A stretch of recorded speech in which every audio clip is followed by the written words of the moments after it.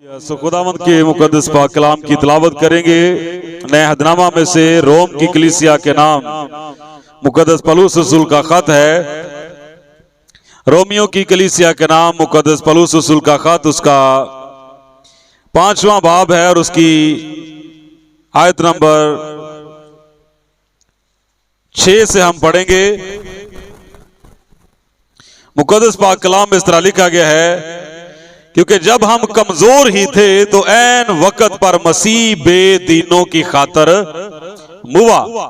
किसी रास्तबाज की खातर भी मुश्किल से कोई अपनी जान देगा, मगर शायद किसी नेक आदमी के लिए कोई अपनी जान तक दे देने की जुर्रत करे। लेकिन खुदा अपनी मोहब्बत की खूबी हम पर यूं जाहिर करता है कि जब हम गुनाहगार ही थे तो मसीह हमारी खातर मुआ। इसी के साथ आज की दूसरी तिलावत 9वां चैप्टर है और उसकी आयत नंबर 3 से पढ़ते हैं।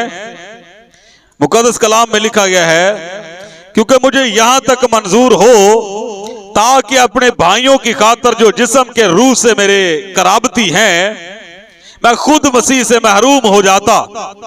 वो इस्राएली हैं और लेपालक होने का हक और जलाल और अहूद और शरीयत और इबादत और वादे उन ही के हैं और कौम के बुजुर्ग उन ही के हैं और जिस्म के रूह से मसीह भी उन ही में से हुआ जो सब के ऊपर और अब तक खुदाए महमूद है। आमीन। कलाम खुदा का पढ़ा और सुना जाना हम सब के लिए बाइस से बरकत हो।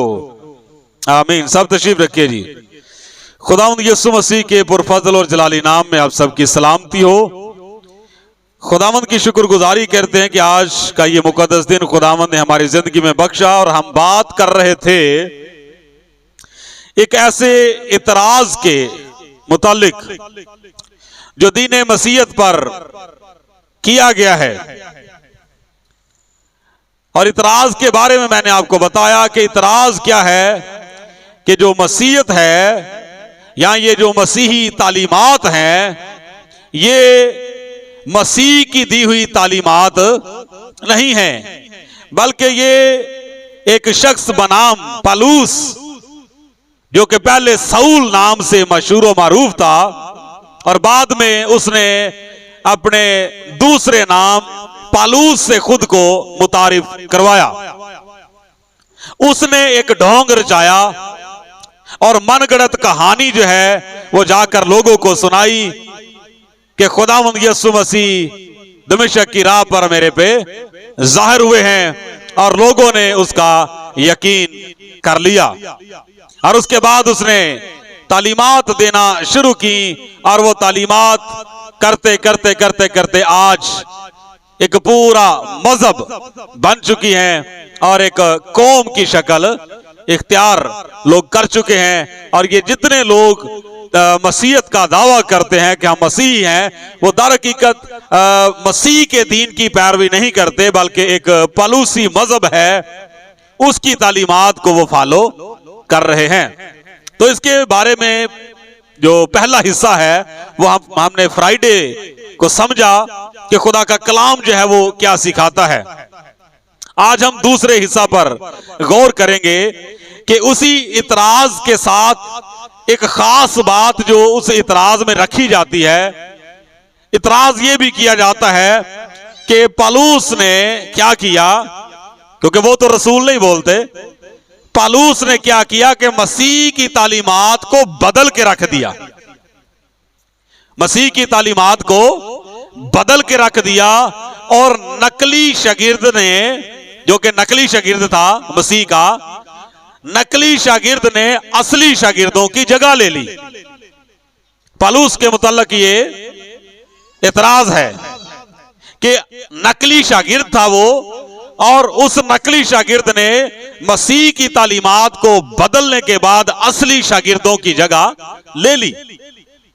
तो आज हम लोग इस बात पर गौर करेंगे कि जो इतराज किया जाता है कि उसने तालीमात को बदला, मसीह की तालीमात को बदला, वो कौन सी ऐसी बातें हैं जिनके मुतल्लिक वो ये कहते हैं तनकीद करने वाले या इतराज करने वाले वो कौन सी ऐसी बातें हैं जिनके मुतालिक वो कहते हैं कि ये बातें इसने बदल दी हुई हैं। मसीह ने कुछ और कहा था और इसने बदल के कुछ और तरह की तालीम दी है, और तमाम अहले मसीहत जो है वो उस बदली हुई तालीम की पैरवी कर रहे हैं।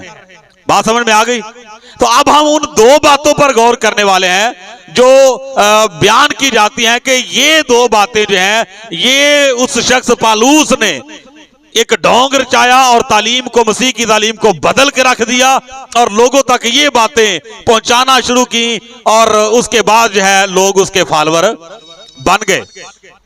अच्छा, पहली बात ये कही जाती है कि पालूस ने ये तालीम दी कि मसीह जो है उसके मरने से ही हम बख्शे जा सकते हैं। वो आकर मसलूब हुआ और उसने अपनी जान दी, तो उसके जान देने से, उसके कफारा देने से, उसके मसलूब होने से हम नजात पाते हैं, हमें जो है वो हमेशा की जिंदगी मिलती है या जन्नत में दाखला मिल सकता है। ये एक एतराज है। तो ये मसीह ने कहीं नहीं कहा कि मेरे मरने से ऐसा होगा, या मैं इसलिए सलीब पर जो है वो कुर्बान किया जा रहा हूं, या मसलूबियत मेरी इसलिए होगी ताकि तुम्हारे लिए नजात का दरवाजा खुल जाए। पहली बात ये। और दूसरी बात ये कि पौलुस ने इस बात को भी बदल के रख दिया, मसीह ने कहीं पे ये दावा नहीं किया कि मैं खुदा हूं। मसीह यीशु ने कहीं पर भी ये दावा नहीं किया कि मैं खुदा हूं।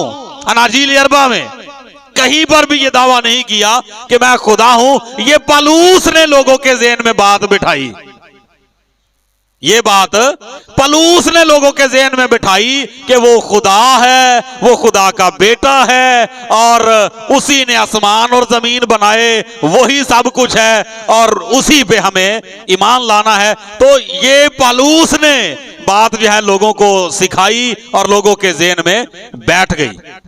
लिहाजा बाइबल के साथ जो है या मसीह की तालीम के साथ इन दोनों बातों का कोई ताल्लुक नहीं है। तो मेरा ख्याल है कि अभी मैंने वजाहत तो मैं करूंगा, तो जहां तक मेरा ख्याल है कि सुन के आपको क्या लग रहा है कि ये क्या बातें हैं, कि ये ठीक है ये बातें जो की गई हैं। अच्छा, अब सबसे पहली बात तो मैं आपको ये बताना चाहूंगा, फिर उसके बाद हम मजीद बाइबल मुकद्दस में से थोड़ा ये जो दो बातें हैं इन पर थोड़ा गौर करेंगे कि क्या वाकई में पौलुस रसूल ने मसीह की तालीमात को बदला। क्या ये पौलुस की फैलाई हुई तालीम है कि खुदावंद यीशु मसीह ने कहीं नहीं कहा कि मैं खुदा हूं, या कहीं पे कोई ऐसा मफहूम या ऐसी इस्तिलाह या ऐसा जो है वो अनाजील अरबा से साबित नहीं होता कि मसीह ही सब कुछ है। ये दोनों बातें जो हैं इस पर हम लोग गौर करेंगे, लेकिन इस बात को भी समझना हमारे लिए जरूरी है कि देखें ये खुदा के लोग हैं, मुकद्दस पौलुस रसूल और खुदावंद यीशु मसीह के दीगर जो रसूल थे, अब उनके जरिया से हम तक मसीह की तालीम पहुंची है। गौर से सुनिएगा बात। रूहानी तौर पे वो हमारे आबाओ-अजदाद हैं, रूहानी तौर पे वो क्या है, हमारे आबाओ-अजदाद हैं, रूहानी तौर पे वो हमारे बाप दादा हैं। तो अब बाप दादा की तरफ से जो कुछ मिलता है उसको क्या कहते हैं, वरासत भी कहा जाता है और मिरास कहा जाता है, कि बाप दादा की तरफ से जो कुछ बच्चों को मिलता है उसे मिरास कहा जाता है। तो खुदावंद के मुकद्दस कलाम के मुताबिक खुदावंद यीशु मसीह ने जब आकर तालीम दी, शागिर्दों को सिखाया, समझाया, और उसके बाद खुदावंद यीशु मसीह ने फरमाया कि अब मैंने तुम्हें इस काबिल बना दिया हुआ है कि अब तुम जाकर सारी खलक के सामने क्या करो, अंजील की मनादी करो। तो अब खुदावंद यीशु मसीह की तालीमात को लेकर खुदावंद यीशु मसीह के रसूल जो हैं वो तमाम दुनिया में फैल गए। तो अब बाइबल मुकद्दस के मुताबिक खुदावंद यीशु मसीह की तालीम रसूलों तक पहुंची एक मिरास के तौर पे। बात समझ में आ गई? एक मिरास के तौर पे। तो अब मिरास की हिफाजत करना किसका काम है? बच्चों का ही काम होता है ना, कि बाप दादा की तरफ से अगर कोई मिरास बच्चों को मिलती है, बच्चों पे डिपेंड करता है कि वो उस मिरास की हिफाजत करें, उसको महफूज रखें या उसको संभालें। तो बाइबल मुकद्दस के मुताबिक तमाम खुदावंद यीशु मसीह के जो रसूल हैं, जिनका बाइबल मुकद्दस में जिक्र है, और हिस्ट्री जो है वो भी इस बात की शहादत देती है कि खुदावंद यीशु मसीह के जो शागिर्द थे वो सवाए मुकद्दस यूहन्ना रसूल के बाकी सारे ही शहीद हुए। बाकी सारे ही शहीद हुए। किस वजह से?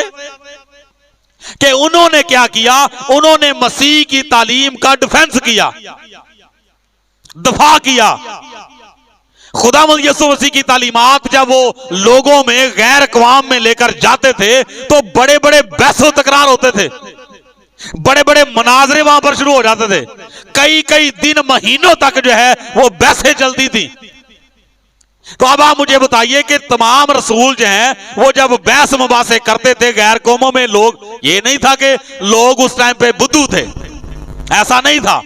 बहुत सारे ऐसे लोग थे कि जो बड़ी हिकमत रखने वाले लोग थे, जो बड़े अच्छे तरीके से बात को जांचते थे, परखते थे, फिर कहीं जाकर फैसला करते थे कि ये बात आया काबिल कबूल है या के नहीं। मेरे साथ हवाला निकालिएगा जरा, रसूलों के माल की किताब देखते हैं। वहां पे आप देखिएगा कि लोग किस तरह से मुकद्दस पौलुस रसूल के साथ बात करते हैं। जी, उसका बाब नंबर है 17 चैप्टर, उसकी 16वीं आयत से पढ़ते हैं। तो लिखा हुआ है, जब पौलुस अथीने में उनकी राह देख रहा था तो शहर को बुतों से भरा हुआ देखकर उसका जी जल गया, इसलिए वो इबादत खाना में यहूदियों और खुदा परस्तों से और चौक में जो मिलते थे उनसे रोज बहस किया करता था। और चंद अपकूरी, गौर से सुनिएगा अब, और चंद अपकूरी और स्तोइकी फैलसूफ उसका मुकाबला करने लगे। क्या करने लगे? मुकाबला करने लगे। आगे बाज ने कहा कि ये बकवासी क्या कहना चाहता है। अब पौलुस रसूल कलाम खुदा की बातें करता है, मसीह की तालीम उन तक पहुंचाता है, और वो क्या कह रहे हैं? ये बकवासी क्या करता है, ये तो बकवास कर रहा है। और फिर आगे लिखा हुआ है, औरों ने कहा ये गैर मबूदों की खबर देने वाला मालूम होता है, इसलिए कि वो यीशु और क़यामत की खुशखबरी देता था। बात समझ में आ गई? और फिर आगे लिखा है, बस वो उसे अपने साथ अरियुपगुस पर ले गए और कहा, आया हमको मालूम हो सकता है कि ये नई तालीम जो तू देता है क्या है, क्योंकि तू हमें अनोखी बातें सुनाता है। तो अब बाइबल मुकद्दस के मुताबिक कई कई महीनों जो है वो इस तरह की बहसें जो है वो चलती रहती। तो कहने का मेरा मतलब यह है कि रसूलों ने मसीह की तालीम जो मिरास के तौर पर रसूलों तक पहुंची, रसूलों ने उस तालीम का डिफेंस किया, उसका दफा किया। मसीह की तालीम को लोगों ने बहुत दबाने की कोशिश की, लेकिन रसूलों ने उसको दबने नहीं दिया। उन्होंने खुद अपनी जानें कुर्बान करवा ली, लेकिन मसीह की तालीम को दबने नहीं दिया। हालेलुया। अच्छा, अब अगली बात यह है, मसीह की तालीम मिरास के तौर पर पहुंची रसूलों के पास, रसूलों ने उस तालीम का क्या किया? डिफेंस किया। तो अब रसूलों के जरिए से वो तालीम किन तक पहुंची? हमारे पास आई। तो अब हमें क्या करना है? हमें भी क्या करना है? उस तालीम का डिफेंस करना है।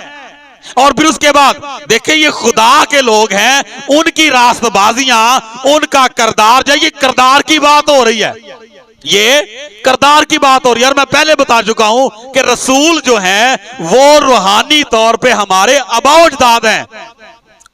तो अब सीधी सी मैं बात बताने लगा हूं कि अगर दुनियावी तौर पे देखा जाए कि कोई बंदा, चाहे वो अपनी कौम में से हो चाहे कोई गैर कौम हो, कोई बंदा उठ के हमारे अबाउजदाद के करदार पे कीचड़ उछाले, हमारे बाउजदाद के करदार पे उंगली उठाए, हमारे अबाउजदाद के चाल चलन पे अंगुष्ठ नमाई करे, तो आपका क्या ख्याल है, क्या करना चाहिए? चुप करके आमीन कर लेने चाहिए कि चलो भाई ठीक है, तलवार साढ़े ते लटकती है भाई, लिहाजा असी हुण बोल नहीं सकते, फिर क्या करें? तलवार को देख के तो फिर ठीक है।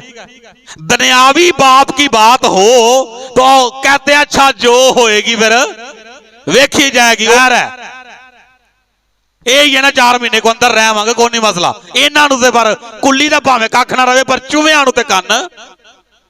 ते कन्न हो जाएंगे ना। दुनियावी मां बाप की बात हो, उनके किरदार की बात हो, उनके करैक्टर पे अगर कोई बात करे, उनके चाल चलन के मुतालिक अगर कोई बात करे, तो तब हमारी गैरत जो है वैसे उभरती है और हम लाल पीले हो जाते हैं। तो ये जो खुदावंद यीशु मसीह के रसूल हैं, जिनके जरिया से हम तक ये पैगाम पहुंचा है, ये अनाजील पहुंची है, ये कलाम पहुंचा है, और रसूलों के खून के समंदर पर तैर के ये खुदा का कलाम हम तक पहुंचा है, तो आज हम अगर इसका डिफेंस नहीं करेंगे तो किसी ने बाहर से आगे करना है। तो खुदावंद के मुकद्दस कलाम के मुताबिक जरूरत इस बात की है कि आज अगर दीन मसीहत पर इतराजात किए जाते हैं तो फिर उनका जवाब जो है वो देना तो पड़ेगा। हमारे अबाउजदाद के किरदार की बात हो रही है कि पौलुस रसूल जो है वो एक ढोंगी शख्स था, तो फिर हमारे बाप के बारे में अगर कोई उठ के कोई बाहर कह दे कि तुहाडा अब्बा ना बड़ा ड्रामेबाज बनता भाई, फिर चुप करके सुन के आ जाएंगे घर, क्यों भाई? ठीक है, आमीन कर लेंगे उस पे। मेरा ख्याल है कि वहां पर उसका मुंह तोड़ने की कोशिश करेंगे कि इधर आना जरा, पहला तेरा दराज कर लिए सी।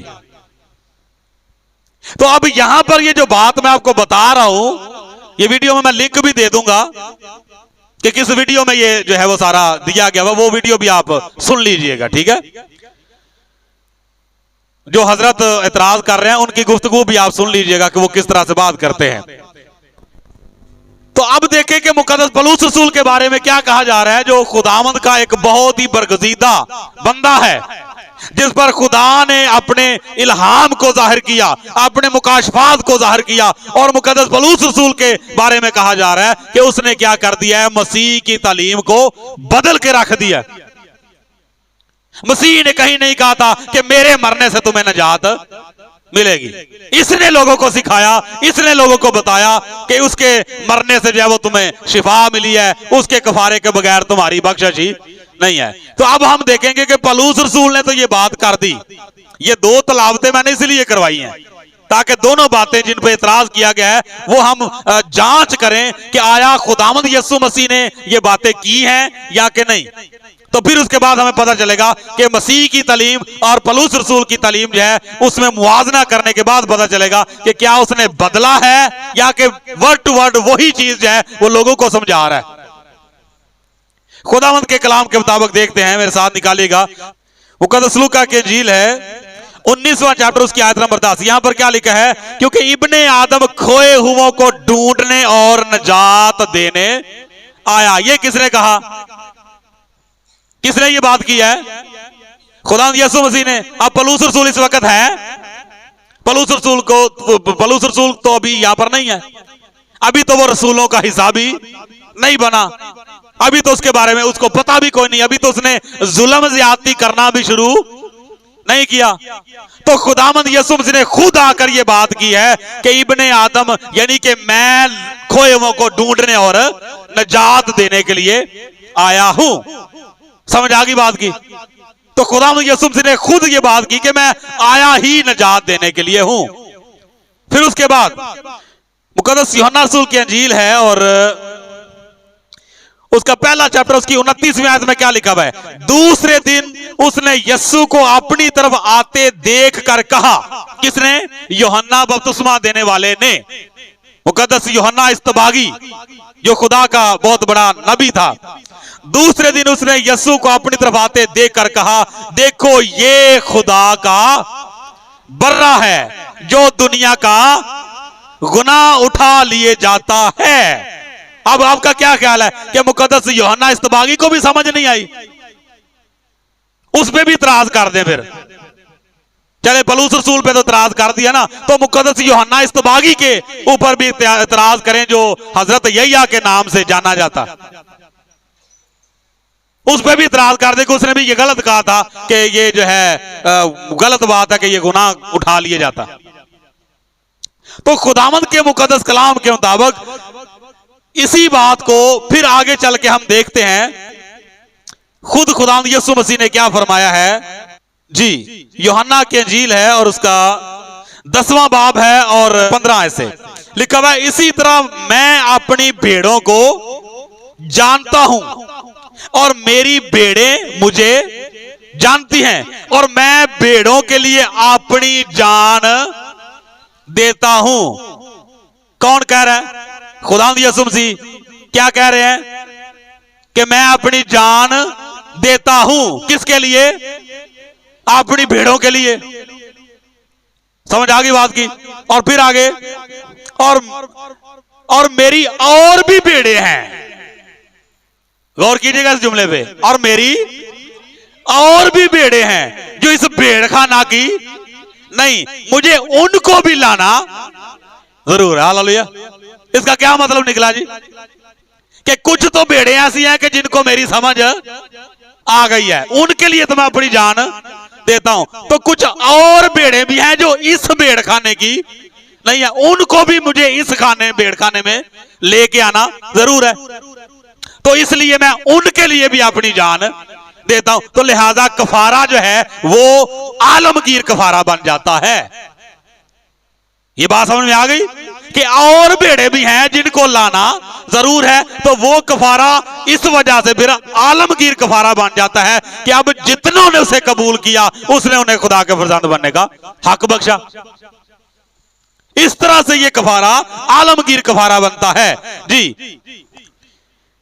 और फिर आगे कलाम खुदा में लिखा हुआ है 18वीं आयत में, कोई उसे मुझसे छीनता नहीं, यानी मेरी जान को कोई उसे मुझसे छीनता नहीं, बल्कि मैं उसे आप ही देता हूं। मुझे उसे देने का भी इख्तियार है और उसे फिर लेने का भी इख्तियार है। हालेलुया। तो अब ये बात जो है कि मैं भेड़ों के लिए अपनी जान देता हूं, मेरी और भी भेड़ें हैं, मतलब गैर कौम की बात है कि और भी बहुत सारे लोग दुनिया में हैं जिनके लिए मैं अपनी जान देता हूं ताकि वो भी जो है वो बख्शे जा सके और मेरे कफारे के सबब से उनकी रहाई हो सके और उनके लिए नजात का दरवाजा खुल सके। आप मुझे बताएं, पलूस रसूल से पहले ये किसने बात की है? खुदावंद यीशु मसीह ने बात की। तो आगे देखिए जरा रोमियो के खत में जो बात हम जहां से हम लोगों ने पहली तिलावत की है, वहां पे क्या लिखा हुआ है जी। यहां पे क्या लिखा हुआ है 6वीं आयत में, क्योंकि जब हम कमजोर ही थे तो ऐन वक्त पर मसीह बेदीनों की खातर, ये और भेड़ों की बात हो रही है कि मेरी और भी भेड़ें हैं जो इस भेड़ खाना की नहीं, मतलब बेदीन। क्योंकि जब हम कमजोरी थे तो ऐन वक्त पर मसीह बेदीनों की खातर मुआ। किसी रास्तबाज की खातर भी मुश्किल से कोई अपनी जान देगा, मगर शायद किसी नेक आदमी के लिए कोई अपनी जान तक दे देने की जुर्रत करे। लेकिन खुदा अपनी मोहब्बत की खूबी हम पर यूं जाहिर करता है कि जब हम गुनाहगार ही थे तो मसीह हमारी खातर मुआ। हालेलुया। अब इसमें क्या फर्क है जी? मसीह की तालीम में और पलूस रसूल की इस तालीम में क्या फर्क है? कोई फर्क नजर आ रहा है? तो कहां पे बदल लिया उसने? कौन सी बात है जो उसने अपनी तरफ से शामिल की है? यहां तक कि खुदावंद का बंदा तो यह कहता है कि अगर मसीह की तालीम के अलावा अगर मैं कोई और खुशखबरी तुम्हें सुनाऊं या मेरे अलावा कोई और फरिश्ता भी आकर कोई और तालीम दे तो वो लानती है। समझ आ गई बात की? अब इससे आगे और बंदा क्या करे कि अगर किसी बंदे को हमारी बात पर यकीन ना आ रहा हो तो बंदा खुद को गाली दे लेता कि अगर मैंने ये किया हो तो मैं फिर ऐसा हूं। ये हमारा दुनियावी तरीका है अगले बंदे को यकीन दिलाने के लिए कि भाई तुझे नहीं ना यकीन आ रहा तो मैं फिर ऐसा हूं। फिर भी अगर तुझे यकीन नहीं आ रहा तो करते हैं ना लोग। तो पलूस रसूल खुदाम का बंदा क्या कहता, उसने यहां तक कि मैं जो कुछ बता रहा हूं ये वो मसीह की तालीम है जो मुझ तक पहुंची है और मैं आगे पहुंचा रहा हूं। अगर इसके अलावा, मसीह की तालीम के अलावा मैं कोई और काम कर रहा हूं या मैंने जो मसीह की तालीम दी है अगर कोई फरिश्ता भी आकर तब्दील करके कोई और खुशखबरी दे तो वो लानती है, वो खा मैं हूं या कोई और है। और फिर एक और उसने बात की है कि एक दफा अगर मैंने जो खुशखबरी तुम्हें सुना दी, जो तालीम मैंने तुम्हें दे दी, महीने बाद या 2 महीने बाद या 6 महीने बाद या साल बाद आके फिर मैं कहूं कि नहीं नहीं नहीं नहीं वो जो मैंने बताया था ना वो ठीक नहीं था, अब मुझे सही बात की समझ आई है, अब ये वाली तालीम सही है, तो कहता फिर भी मैं लानती। ये निकाल के देख ले, गलतियों का खत देखें जरा मेरे साथ। पहला चैप्टर है और उसकी आयत नंबर 6 से पढ़ते हैं। लिखा हुआ है, मैं ताज्जुब करता हूं कि जिसने तुम्हें मसीह के फजल से बुलाया उससे तुम इस कदर जल्द फिरकर किसी और तरह की खुशखबरी की तरफ माइल होने लगे। मगर वो दूसरी नहीं, अलबत्ता बाज ऐसे हैं जो तुम्हें घबरा देते हैं और मसीह की खुशखबरी को बिगाड़ना चाहते हैं। आगे से गौर कीजिएगा, लेकिन अगर हम या आसमान का कोई फरिश्ता भी उस खुशखबरी के सिवा जो हमने तुम्हें सुनाई कोई और खुशखबरी तुम्हें सुनाए तो मलाउन हो, हम या आसमान का कोई फरिश्ता जो खुशखबरी सुना दी है दोबारा अगर आके जो चाहे हामी क्यों ना हो या आसमान का कोई फरिश्ता हो अगर दोबारा आके कहे कि नहीं नहीं नहीं नहीं वो पहले नहीं था मुझे पता, पहले बात सही नहीं थी अब सही है, तो वो क्या हो, तो मलाउन का मतलब क्या होता है जी, लानती। तो इतनी बड़ी बात फजूल में ही उसने कर दी है कि खुद को वो लानती कह रहा है। सोचने वाली बात ये है, ये जो इतराज किया गया ना कि जी वो उसने ढोंग रचाया, उसने ड्रामा किया और उसने जो है वो मसीहत में जो है वो अपना नाम पैदा किया। अच्छा मुझे बताएं, ढोंग तो बंदा रचाए, बड़ी मजे की बात है, गौर कीजिएगा, ढोंग तो बंदा रचाए कि मुझे कोई मिल जाना हो या मुझे कोई ओहदा मिलना हो या मुझे कोई बड़ा जो मेरा नाम हो जाना हो। मसीहत इख्तियार करने के बाद पलूस रसूल को मिला क्या, ये तो मुझे पहले बताएं। सवाए दुखों के, सवाए मुसीबतों के, सवाए तकलीफों के उसे कुछ हासिल हुआ है? हता के सर तक जो है वो एंड पे उसका कलम कर दिया गया। तो चाहिए क्या था, अगर इतना ही मतलब मान लेके चले ठीक है जी उसने ऐसा किया, तो किस मकसद के लिए किया उसने, वो मकसद बता दे हमें। क्या उसने इज्जत के लिए, इज्जत हासिल करने के लिए किया? अगर इज्जत हासिल करने के लिए किया तो पहले इज्जत नहीं थी उसकी, मसीहत में उसका जितना नाम हुआ है उससे पहले जो है उसका ज्यादा जो है वो नाम था। जब वो मसीहत में शामिल हुआ है, मसीह को जब कबूल किया तो उससे पहले तो उसका झंडा पहले ही लगा हुआ था। तो क्या हासिल करने के लिए उसने ये ढोंग रचाया? अगर हम फर्ज करें मान लिया तो इस बात का जवाब दे दे। फिर मसीहत में शामिल होने के बाद उसको सवाए दुखों, तकलीफों, मुसीबतों और परेशानियों के और मारपीट और संसार किए जाने, कोड़े लगाए जाने और सर कलम किए जाने के अलावा और उसको मिला क्या है? मिला तो उसको कुछ भी नहीं। तो फिर लेकिन क्या उसको मिला, वो हकीकत ऐम ही समझ में नहीं आती। तो इतराज करने वालों की समझ में वो जो कुछ उसे मिल गया वो इतराज करने वालों की समझ में नहीं आएगा। मुबारक हैं वो जो रास्तबाजी के सबब से सताए गए हैं। मुबारक हो तुम जब गमगीन होगे, मुबारक हो तुम जब लोग मेरे सबब से तुम्हें लान तान करेंगे। तो आगे जो रिवार्ड है, मुकद्दस पलूस रसूल की नजर जो है वो फिर उस रिवार्ड पर थी जो इतराज करने वालों के पल्ले पड़ने वाली बात नहीं है। तो गो के दुनियावी तौर पे तो उसको कुछ नहीं मिला, लेकिन रूहानी तौर पे जो कुछ उसको मिल गया वो आप इस बाइबल में से देख सकते हैं कि सारी दुनिया, रहती दुनिया तक जो है उसका नाम, उसका कलाम जो उसके वसीला से हुआ वो हमेशा कायम रहेगा। ये उसको मिला है कि 14 खतूत जो है खुदा के बंदा से खुदावंद ने लिखवाए, और आज तक जो है 2000 साल गुजर जाने के बाद भी आज तक जो है वो पढ़े और सुनाए जाते हैं। ये मिला उसको, जो कि सऊल रहता तो फिर कभी भी ना मिलता, इसलिए उसने ये सारा कुछ किया। लेकिन ये भी उसको आसानी से मिला नहीं है। इतना कोई करे ना तो फिर देखें उसके लिए क्या खुदा करता। तो इतराज करना, तनकीद करना बड़ा आसान होता है ना। तो बात मैं ये कर रहा था कि देखें कहां पे तालीम उसने बदली है, मुआजना किया ना। अभी एक ही बात पे हम लोगों ने थोड़ा डिस्कस किया, तो कहां पे बदला? क्या मसीह ने खुद नहीं कहा कि मेरे अलावा जो तुम्हारी बख्शिश नहीं होगी? क्या बाकी दीगर अंबिया ने ये बात नहीं कही कि सिर्फ पलूस रसूल ने कही है? तो खुदावंद के कलाम के मुताबिक दीगर अंबिया कराम जो हैं वो भी मसीह के बारे में पेशन गोइयां करते रहे हैं। तो अगर पलूस रसूल ने ये बात कर दी है तो कह दिया नहीं नहीं नहीं, मसीह ने तो कहा ही नहीं, भाई सही तरह पढ़ ले। फिर ये मसीह की तालीम ही है जो पलूस रसूल ने आगे लोगों तक पहुंचाई, और करते करते इस किताबे मुकद्दस की सूरत में हमारे तक भी पहुंची है। क्लियर हो गया जी?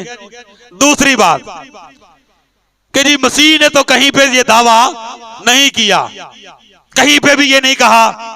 ये सिर्फ पलूस ने जो है ये लोगों के ज़हन में बात बिठा दी कि मसीह ही सारा कुछ है, वो ही खुदा है, उसने इस मान जमीन को बनाया, वो ही सारा कुछ है। दूसरी तलावत जो की है वो इसी वजह से मैंने की थी, क्योंकि उस आयत में पलूस रसूल ने कहा हुआ है कि मसीह ही सब के ऊपर और सब के अंदर और अब तक खुदाए महमूद है। वहां पर उसने ये बात की। तो अब खुदावंद यीशु मसीह ने क्या ये बात की या कि नहीं? अगर तो खुदावंद यीशु मसीह ने ये बात ना की हुई तो फिर तो मानेंगे कि वाकई पलूस रसूल ने अपनी तरफ से ये बात जो है वो कर दी। लेकिन अगर मसीह ने ये बात खुद की है तो पलूस की बात और खुदावंद यीशु मसीह की बात अगर एक हो गई तो फिर उसका मतलब है कि उसने कोई रद्दोबदल नहीं किया। मुकद्दस यूहन्ना रसूल की अंजील निकालें जी। मुकद्दस यूहन्ना रसूल की अंजील बाब नंबर 3 12 और 13 दो याद पड़ता, लिखा हुआ है, जब मैंने तुमसे जमीन की बातें कही और तुमने यकीन नहीं किया, तो अगर मैं तुमसे आसमान की बातें कहूं तो क्यों कर यकीन करोगे? और आसमान पर कोई नहीं चढ़ा सिवा उसके जो आसमान से उतरा, यानी इब्ने आदम जो आसमान में है। आसमान पर कोई नहीं चढ़ा सिवाय उसके जो आसमान से उतरा। तो उतरा कौन आसमान से?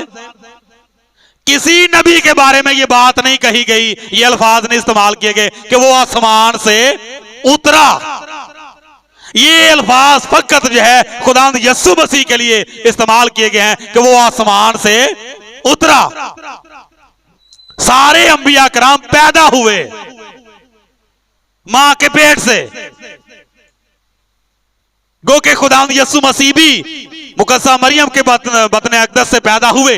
लेकिन चूंकि मुकद्दसा मरियम भी इस बात को जानती थी तो रसूल भी इस बात को जब समझ गए तो उन्होंने ये तहरीर किया कि आसमान पर कोई नहीं चढ़ा सिवाय उसके जो आसमान से उतरा, यानी इब्ने आदम जो आसमान में है। तो खड़ा कहां पे है? ये बात कर कौन रहा है? कार खुदावंद यीशु मसीह रहे हैं। और किसके साथ कर रहे हैं? निकोदीमस के साथ। तो निकोदीमस कहां पे है? हवा में है, जमीन पे खड़ा है। तो खुदावंद यीशु मसीह उसके सामने खड़े हैं। तो क्या क्या रहे हैं कि इब्ने आदम कहां पे है और उसी टाइम पे। तो फिर इसका मतलब पलूस रसूल क्या कह रहा है कि जो सब के ऊपर और सब के अंदर अब तक है वही खुदा है। तो क्या फर्क पड़ा? पलूस रसूल ने को गलत कह दिया। तो खुदावंद के मुकद्दस कलाम के मुताबिक फिर उसके बाद देखते हैं, खुदावंद के मुकद्दस कलाम में से एक और शहादत जो है वो देख लेते हैं। यूहन्ना की इंजील 3 बाब है जी। 3 बाब उसकी आयत नंबर 31 से पढ़ते हैं। मुकद्दस यूहन्ना बपतिस्मा देने वाले की शहादत यहां पर देखें, लिखा है जो ऊपर से आता है वो सबसे ऊपर है। हालेलुया। खुदावंद के जलाल के लिए जोरदार तालियां बजाएंगे। अब यहां पर बड़ी बाबरकत बात उसने कह दी है मुकद्दस यूहन्ना इस्तबागी ने, जो ऊपर से आता है वो सबसे, तो जो सबसे ऊपर है फिर बाकी सारे उसके ये मैं कह रहा हूं, अपनी तरफ से मैं सोच के आया था कि मैं ये कहूंगा जाके। क्या लिखा हुआ है? जो ऊपर से आता है वो सबसे ऊपर है, जो जमीन से है वो जमीन ही से है और जमीन ही की कहता है।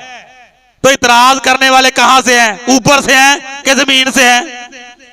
जमीन से हैं और जमीन ही की कहते हैं। वो जमीन से हैं और जमीन ही से हैं और जमीन ही की वो कहते हैं। फिर आसमान की तो नहीं कहेंगे। तो खुदावंद के मुकद्दस कलाम के मुताबिक फिर आगे लिखा हुआ है, जो आसमान से आता है वो सबसे ऊपर है। अब खुदावंद यीशु मसीह की तालीम, मुकद्दस पौलुस रसूल की तालीम और यूहन्ना बपतिस्मा देने वाले की ये बात, इन तीनों का अगर कंपैरिजन किया जाए तो क्या फर्क आ रहा है जी? पौलुस रसूल ने कहा कि जो सबके ऊपर और सबके अंदर है वही अब तक खुदाए महमूद है और वो मसीह है। तो खुदा यीशु मसीह ने कहा कि आसमान पर कोई नहीं चढ़ा सिवाय उसके जो आसमान से उतरा, यानी इब्ने आदम जो आसमान में है। तो यूहन्ना बपतिस्मा देने वाले क्या कहते हैं? जो ऊपर से आता है वो सबसे ऊपर है और जो जमीन से है वो जमीन ही से और जमीन ही कहता है। और फिर आगे लिखा है, जो आसमान से आता है वो सबसे ऊपर है, तो बाकी सब उसके नीचे हैं। इसीलिए लिखा है कि हर एक घुटना यीशु नाम के आगे झुकेगा, क्योंकि जो आसमान से आया, जो ऊपर से आया वो सबसे ऊपर है। तो जब वो सबसे ऊपर है तो बाकी फिर उसके सामने घुटने तो टेकेंगे। तो खुदावंद के मुकद्दस कलाम के मुताबिक ये चंद एक हवाला जात, और भी बहुत सारी शहादतें दी जा सकती हैं और भी बहुत सारे हवाला जात दिए जा सकते हैं, लेकिन वीडियो ज्यादा लेंथी ना हो जाए इसलिए मैंने चंद एक शहादतें जो है वो सिर्फ बयान की हैं। तो क्या समझ आई है बात की? फिर क्या तालीम को बदला? सोचने वाली बात है कि तालीम को बदला, को बदली नजर आ रही है।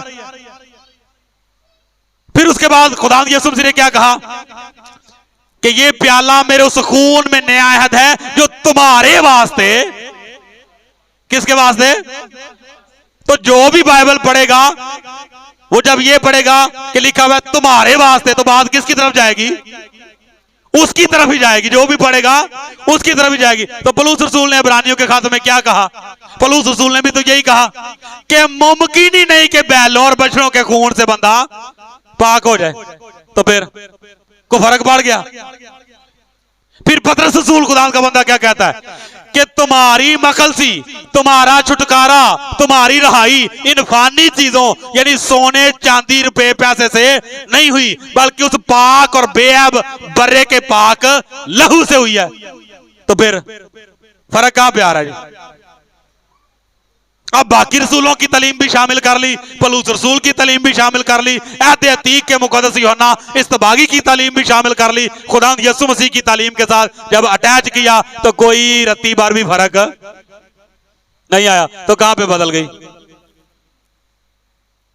तो अब आप मुझे बताएं, क्या डिफेंस जरूरी नहीं है? फिर क्या हमें ये बात नहीं बतानी चाहिए कि नहीं भाई बाइबल मुकद्दस में मसीह की तालीम पे ही हम अमल कर रहे हैं और ये जो हमारे पास दीन है ये मसीह का दीन ही है, मसीह की तालीमात ही है जो उसके रसूलों के जरिया से हम तक पहुंची और आज अहले मसीह जो है उसका चर्चा तमाम रोए जमीन पर है। तो इसलिए खुदावंद के मुकद्दस कलाम के मुताबिक खुदा अपने लोगों को इसीलिए मुकर्रर करता है, लिखा हुआ है कि बस आदमी हमें खुदा के भेदों का, मसीह का खादम और खुदा के भेदों का मुख्तार समझे। तो खुदा जब कलाम सुपुर्द कर देता है तो फिर उसके साथ बेवफाई नहीं करनी चाहिए। तो ये गिला खुदावंद को भी है। और फिर आगे लिखा हुआ कलाम खुदा में एक जगह पर कि तुम्हारे तफसीर करने वालों ने मेरी मुखालफत की है। खुदा की मुखालफत करना जो है वो कोई यही नहीं होता कि खुदा के खिलाफ कोई कुफर बके। और भाई गलत तफसीरें भी जब कोई करता है, गलत तालीमें जब कोई देता है तो गलत तफसीरें करना जो है ये भी बाइबल मुकद्दस के मुताबिक खुदा की मुखालफत के जुमरे में आती है। बात समझ आ गई? तो इसलिए खुदावंद के कलाम के मुताबिक बस ये बात मेरे दिल में थी तो लास्ट फ्राइडे जो है हमने इसका आगाज किया और पहला हिस्सा जो है वो यूट्यूब पे अपलोड हो चुका हुआ है, वो आप देख भी सकते हैं और दूसरों के साथ भी आप जरूर शेयर कीजिए और कोशिश किया करें। काइंडली ये रिक्वेस्ट है कि जब आप वीडियो को देखते हैं तो मुकम्मल वॉच उसको किया करें। जो भी देखता है वीडियो उसको मुकम्मल देखा करें। उसका फायदा क्या होता है? उसका फायदा ये होता है कि आपके उस वीडियो को मुकम्मल देखने से YouTube वाले जो हैं वो उस वीडियो को और 50 लोगों तक 40 लोगों तक पहुंचा देते हैं। तो इसका मतलब यह है कि अगर आपने एक दफा वीडियो मुकम्मल देख ली तो बाकी लोगों तक जो पहुंची बात या वीडियो पहुंची वो मनादी किसके खाते में आएगी? वो आपके खाते में आएगी ना। समझ आ गई? तो इसलिए काइंडली गुजारिश ये है कि वीडियो को मुकम्मल देखा करें। तो पहला हिस्सा अपलोड हो चुका हुआ है, अब ये दूसरा जो है ये भी खुदा ने चाहा तो कल तक जो है वो आप तक पहुंच जाएगा। सो खुदा आप सबको आज के इस पाक कलाम के वसीला से बरकत बख्शे, आमीन।